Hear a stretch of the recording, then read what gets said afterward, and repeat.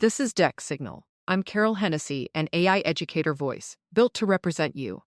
Fast, accurate, educator first. This week, the District 65 regular board meeting, Monday, March 23rd. 3 things every educator needs to know before spring break. The iPad decision is done. 2 weeks ago, the board debated whether to approve new student devices for next school year. Monday night, they voted. The board approved the purchase 5-2 for 1,231 iPads and keyboard cases for a total of $528,279. Board members Opdyke and Van Nostrand voted against.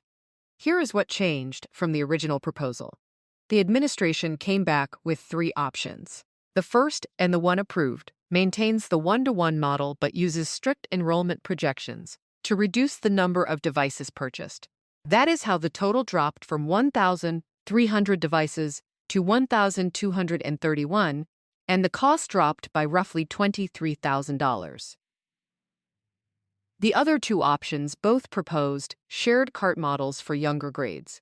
Here is the detail that matters for educators. Shared cart models actually require purchasing more devices, not fewer, because carts need to cover special classes like library and coding in addition to homerooms. The cost difference was minimal.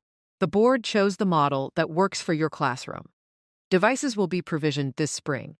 Your students will have what they need in September. A word directly to educators at closing schools. DEC President Kelly Post addressed the board Monday night on behalf of every educator facing one of the hardest tasks of their careers, packing up an entire teaching space. With Kingsley, Bessie Rhodes, and the Willard TWI strand closing at the end of this school year, educators are now facing the reality of packing up years, in many cases decades, of materials, resources, and memories. And the expectation is that this work does not happen in front of students. DEC is advocating that educators at closing schools be compensated at their per diem rate for allotted packing days, June 8th and 9th. DEC has also made clear that even 2 full days will not be enough for many educators, and that asking people to continue this work on their own time over the summer without pay is not acceptable. This is active advocacy. DEC is at the table on this. If you are at a closing school and have concerns, your DEC building rep is your point of contact. The district's 10-year facility picture came into focus Monday. The board received the long-awaited Combined Master Facility Plan and 10-year Health Life Safety Plan. This is the document that lays out the condition of every building in the district, deferred maintenance, capital needs, and health and safety priorities over the next decade. This plan will directly shape conversations about which buildings are invested in, which are closed, and what the district looks like in 2030 and beyond. Those are conversations that affect every educator's working conditions and placement. Spring break starts March 30th. Before you go, 3 things. 1. The iPad vote is resolved. 1-to-1 is maintained.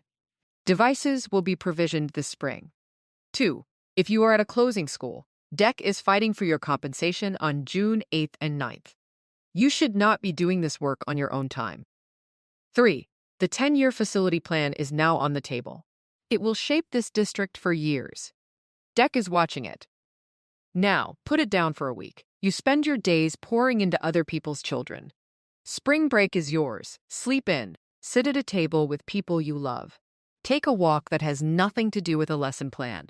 Let yourself be a person for a few days, not just an educator. This work will be here when you get back. And so will we. I'm Carol Hennessy. This is DEC Signal, the briefing built for educators, by educators. Rest well. That is how we stay strong.